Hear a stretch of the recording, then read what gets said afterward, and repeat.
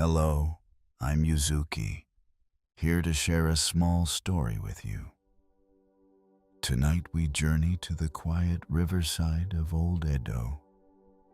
I hope this story washes away your lingering worries and leads you to a night of deep, healing rest. Close your eyes and let's begin. The night in Edo is hushed, wrapped in layers of heavy, ink-colored silk. The lanterns have dimmed, and the world has fallen into a deep still. At the edge of the artisan district, a single candle flickers behind a latticed window. This is the home of Do, a master artisan who has spent his life shaping the soul of metal. Do sits at his worn workbench, holding a slender chisel. The wooden handle is smooth, polished by the friction of 10,000 days.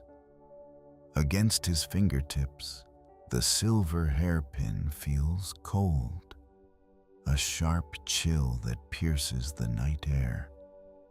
Each time the candle sways, a cool light washes over the silver surface like a quiet wave.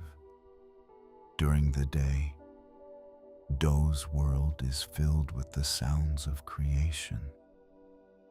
He carves away impurities and polishes the metal until the noise of the outside world fades into silence.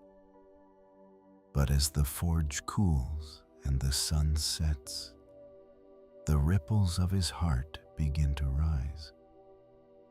They pulse like the steady beat of a pendulum or the faint snap of a dry twig in the distance. In these moments, Do closes his eyes.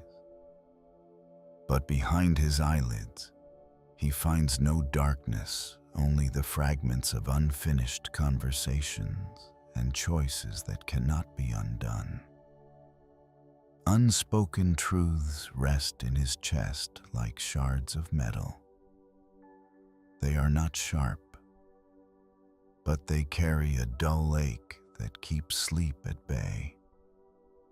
Regret, he realizes, does not soften with time, it deepens, turning a bitter blue like oxidized copper.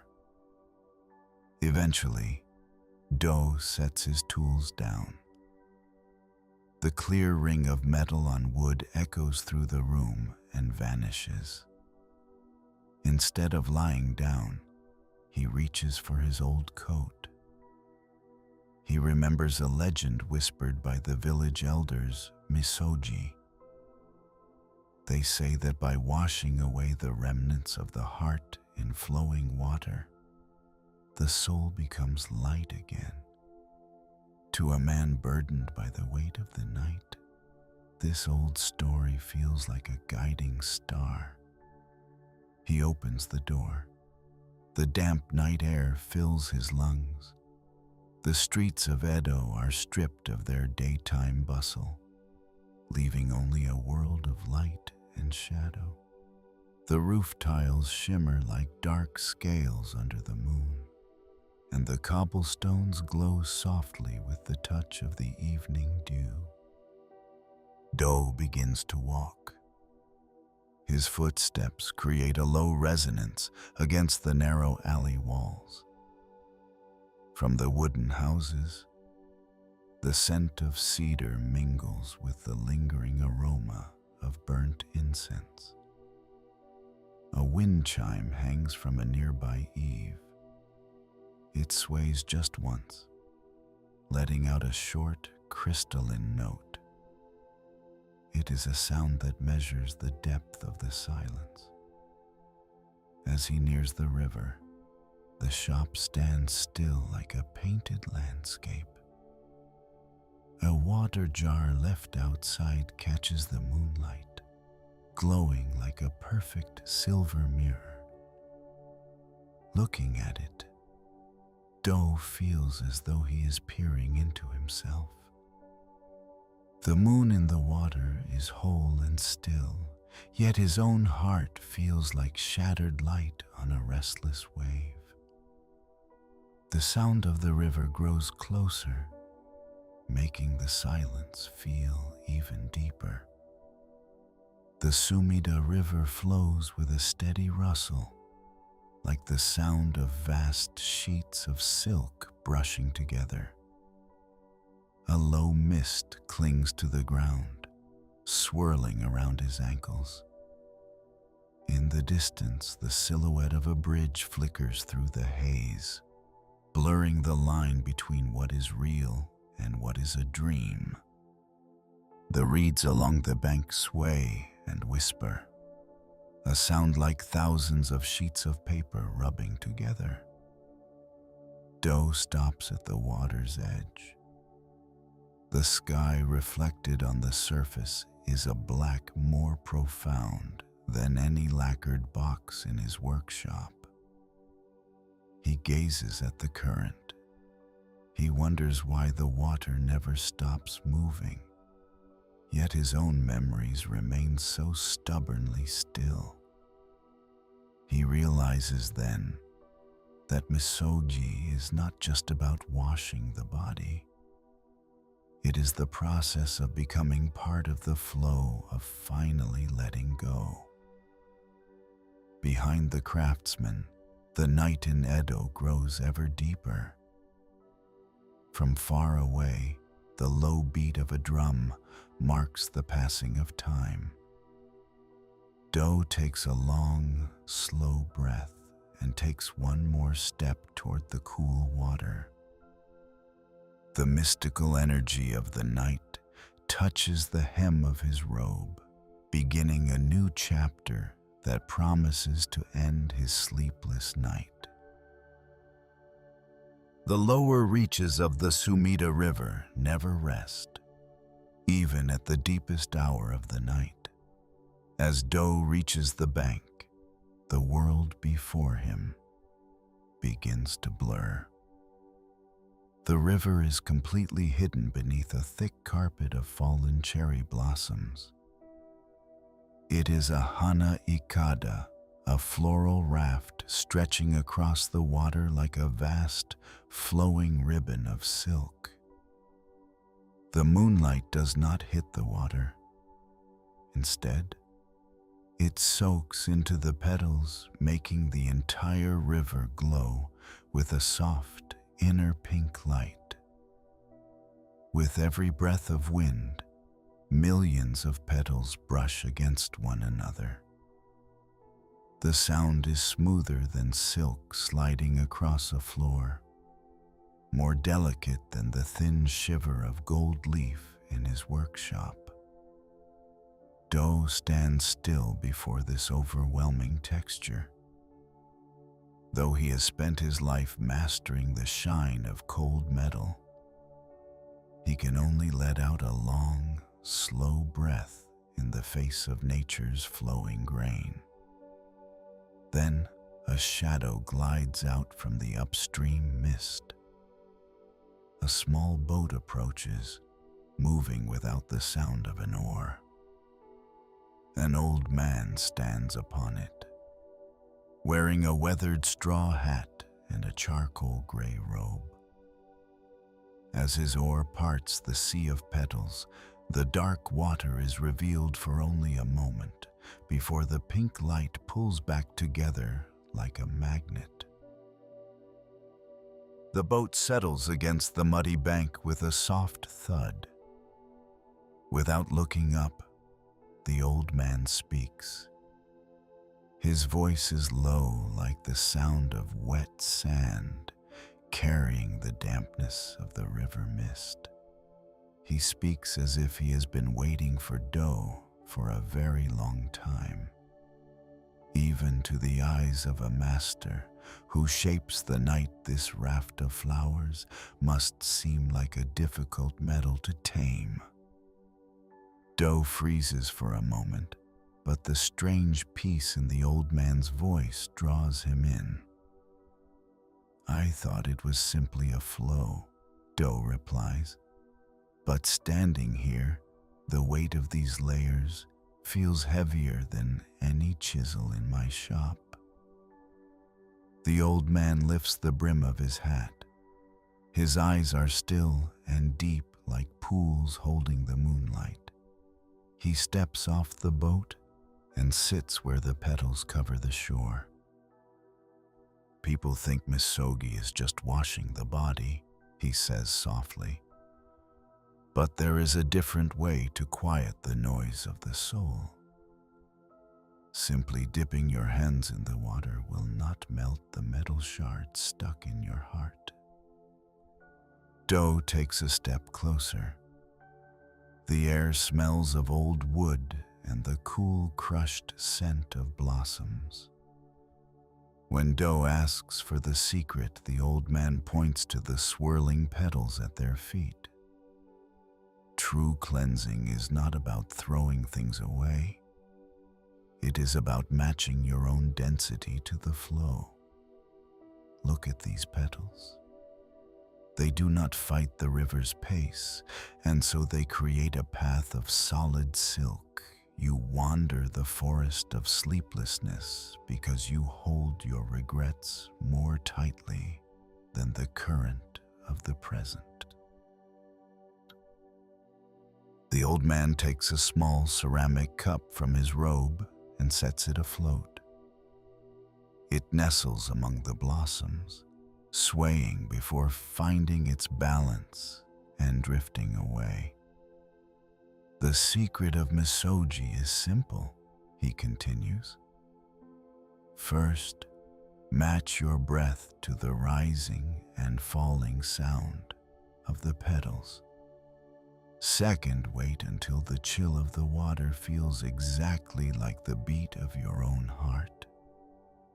And finally, when the water touches your skin, believe it is not water, but the softest silver you have ever handled. His voice melts into the river's song. Do moves closer, enchanted. The petals beneath his feet feel plush and cool. Do not try to shed the weight of your memories, the old man whispers. Instead, scatter that weight among these floating flowers. Let the river carry it for you. You must become like an empty cup, light enough to hold tomorrow's light. As he finishes speaking, a thick mist rolls across the water, hiding the two men from each other. When Do blinks, the boat and the old man are gone, vanishing like smoke into the fog. All that remains is the steady pulse of the waves against the bank and the sharp, sweet scent of cherry blossoms in the air. Do kneels quietly. The floral raft continues its long journey toward the sea. He begins to settle his breath, just as the old man taught him. He prepares to feel the softness of the water in his palms, leaving behind the cold iron of his workshop. For the first time in his long, sleepless nights, he feels a flicker of peace. The river glows pink, and the light slowly rises to touch his feet. The mist has cleared, leaving the riverside air crisp and transparent. Moonlight now pierces through the surface of the water, casting long, slender pillars of light deep into the river. Do sits quietly on the bank. He reaches out his fingers, hovering over the floating petals. Though the old man is gone, his voice lingers in the air like a soft hum, reminding Do to let his memories scatter.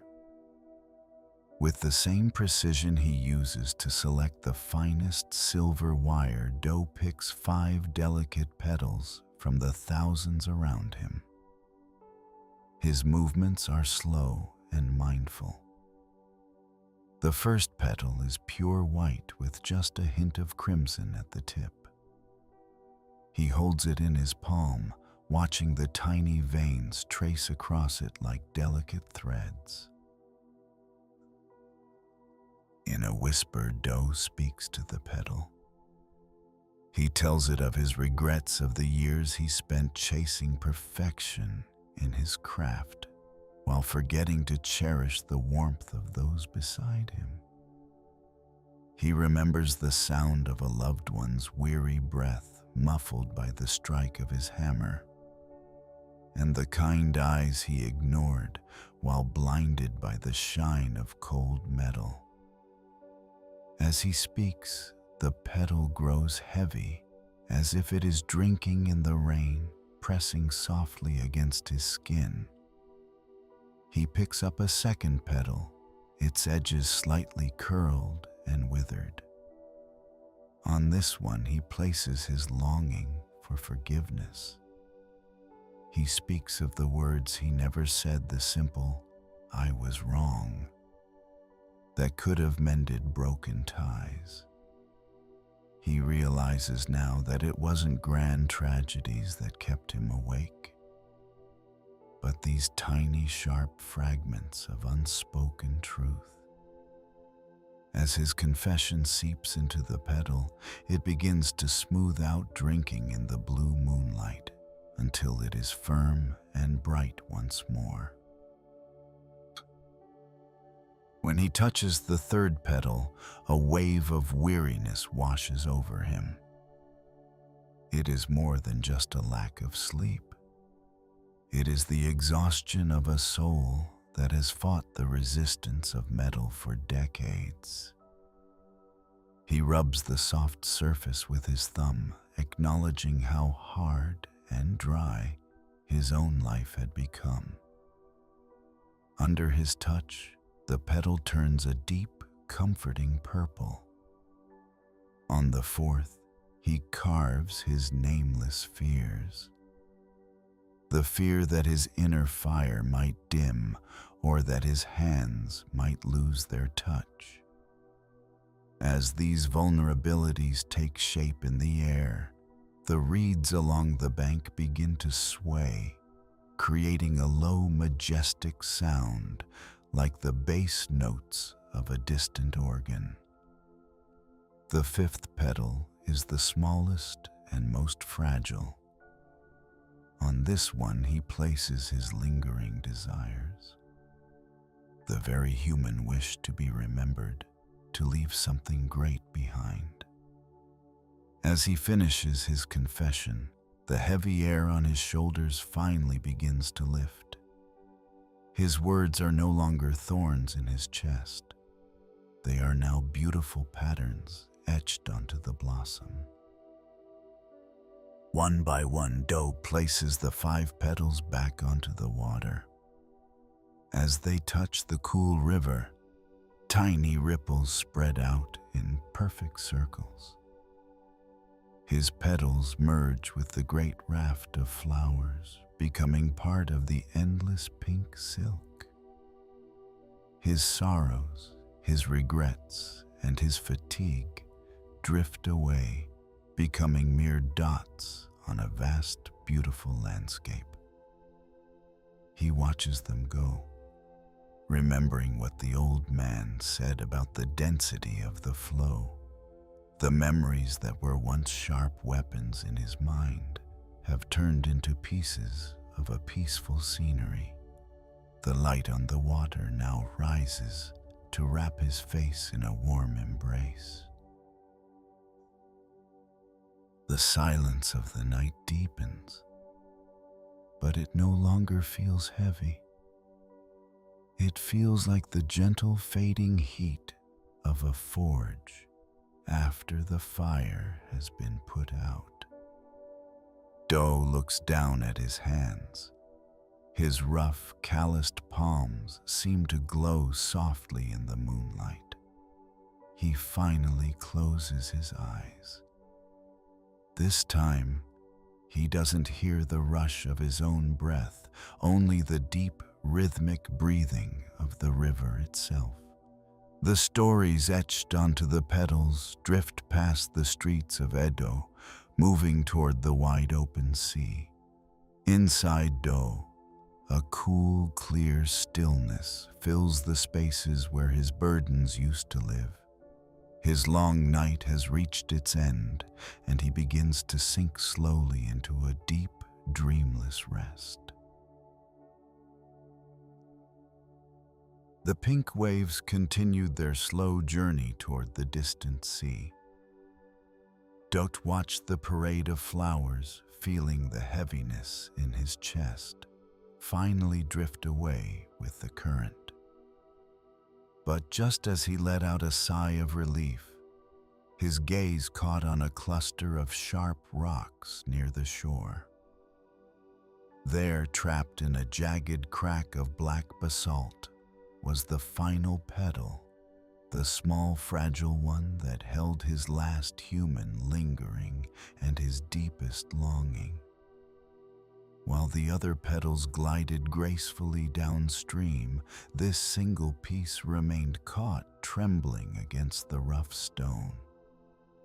Each time the water surged, the petal struggled to break free, but the jagged rock refused to let go of its soft flesh. To Do, it looked like the very image of a final sorrow rooted too deep to be washed away. He hesitated for a moment. The river swayed in the dark, its depths hidden in the cold midnight air. But he felt a sudden, quiet intuition. If that petal remained trapped, your night would remain trapped too, caught forever in the cracks of sleeplessness. Slowly, he took off his wooden sandals and placed them neatly on the sand. The earth beneath his bare feet was cold and damp.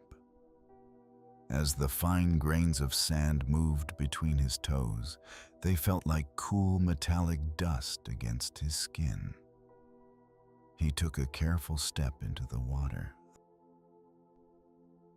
A soft breath escaped his lips. The first touch of the river around his ankles was sharper than he expected. It felt like the intense sting of hot iron being plunged into cold water back in his workshop. The water rose past his calves and reached his knees. Beneath the surface, the river stones were smooth from centuries of flow, yet slippery with moss, their uneven shapes shifting under his weight like a low rhythmic melody. Do leaned forward, reaching his hand toward the crevice where the petal was caught. Underwater, his arm turned a pale, ghostly silver in the refracted moonlight. He paused just before his fingers touched the blossom. Up close, he could see the petal had been slightly bruised by the sharp edge of the rock. Each wave seemed to push it deeper into the crack. He held his breath, pouring all his focus into his fingertips. The same delicate precision he used to carve patterns thinner than a hair returned to him now. He did not hurry. Even as his joints grew stiff and numb in the freezing water, he waited patiently for the exact moment when the tide would rise and lift the petal with its natural buoyancy. Finally, the river took a deep breath and a swell of water filled the gap. In that heartbeat, Do gave the petal a tiny nudge light as the touch of a butterfly's wing. As the soft blossom slipped free from the rough stone, he felt a faint vibration through his skin. It was a clear, quiet resonance, like the sound of something long suppressed, finally finding its freedom. The freed petal swept downstream instantly, caught in the rush of the current. At that same moment, a single warm tear fell from Do's eye. It wasn't born of sadness, but rather a response to the warmth of his own life in the middle of such cold water. The tear hung for a second on his chin before dropping into the dark river with a soft thud. As that tiny ripple met the waves around his hands, the tension that had held his body tight for so long finally snapped and fell away. He stood in the water for a long time. The flow around his thighs no longer felt cold. Instead, the current felt like a sturdy support, and his heartbeat fell into a perfect, steady rhythm with the pulsing of the river. It wasn't just the petal that had washed away. His heavy responsibilities, his loneliness as a craftsman, and the stubborn walls of his heart were all being worn down into soft, harmless sand. He waded back to the shore, his wet robes trailing behind him. The river breeze cooled his skin, but a steady warmth, like the glowing embers of a forge, was rising from deep within him. He looked back one last time. The final petal had already joined the great floral raft, vanishing into the darkness beyond the horizon. The air on the bank felt sweeter than before. The mist filtered the moonlight, painting the world in dreamy shades of silver and gray. Do sat on the sand and looked at his wet feet. His skin, shimmering with water, glowed with a transparent light, like a precious metal that had just been polished to perfection. The sleepless night was coming to a close. His hands held no tools now, yet he felt a profound fullness, as if he had just completed the most beautiful masterpiece of his life. The pink afterglow has completely vanished beyond the horizon. The river has returned to its deep indigo, no longer carrying a trace of the petals, holding only the soft shimmer of the moon. Do stands on the cool sand, gazing at the empty surface. After letting go, his heart feels like the inside of a freshly fired ceramic bowl, smooth, cool, and open. He turns slowly and steps back into the night streets of Edo. The world around him feels different now. The air is still damp, but it no longer feels sharp against his skin. The cobblestones beneath his feet feel as soft as well-worn leather. The shadows of the houses have grown deeper, yet they no longer feel threatening. They are like thick cotton quilts, cradling the warmth and silence of the street. His footsteps are no longer an intrusion into the stillness. They sound like the low, rhythmic beat of a drum, blending perfectly with the breath of the night. From far away, the wooden clapper of a night watchman marks the layers of the hour, and the rustle of leaves behind a wall brushes past his ears like the soft friction of silk. As he enters the alley of his workshop, he is met by the familiar scent of metal and old wood. The candle behind the lattice window has long since flickered out. Only the moonlight remains, washing the path to his door in silver white. Do opens the heavy wooden door. The forge, once roaring with heat, is now silent and cool. And his tools sit on the workbench in clean silhouettes, waiting for their master's return. Inside, Dote does not light a lamp. The darkness is clear enough, and the shapes of his world reveal themselves without the need for light. He takes off his coat and hangs it by the door. The sound of the fabric brushing against the wall lingers in the room, a long and gentle echo. He slowly lies down on the clean tatami mats. The firm woven texture against his back carries the strength of the earth itself. Every fiber of the mat feels alive beneath his fingertips, as if 1,000 tiny hands are rising up to support his weary body. Looking up at the ceiling, he sees a thin line of moonlight filtering through the beams. Tiny dust motes swim slowly in that beam of light. They look like miniature versions of the petals that drifted down the river. Doe watches their movement, slowing his breath to match their pace.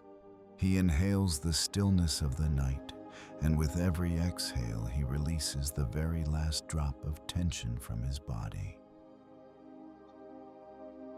Near his pillow, the faint chirp of a cricket begins.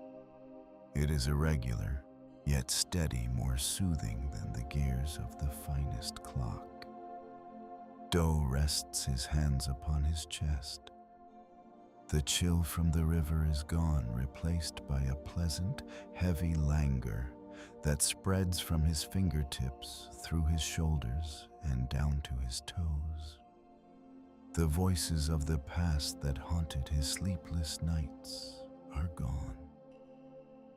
In their place is the ambient song of the workshop. The weight of dew settling on the roof tiles, the faint creak of the timber adjusting to the cool air, and the distant echo of the river carried on the wind. It forms a vast, invisible cradle rocking him toward rest. The darkness is no longer just an absence of light. It is the color of perfect rest, a soft veil that washes away shapes and colors to leave only peace. Doe's eyelids grow heavy. Through the narrowing sliver of his vision, he sees the moonlight on the window frame shifting slowly, melting into the shadows of the room. Finally, Doe's breath becomes deep and rhythmic. His consciousness rises light as a petal on the water, leaving the shore of the real world to slide into a deep, blue sea of sleep. The silence in the workshop deepens. The night of Edo buries the craftsman's long day in perfect darkness. There is no more tossing and turning. There is only the stillness watching over his dreams until the light of tomorrow returns.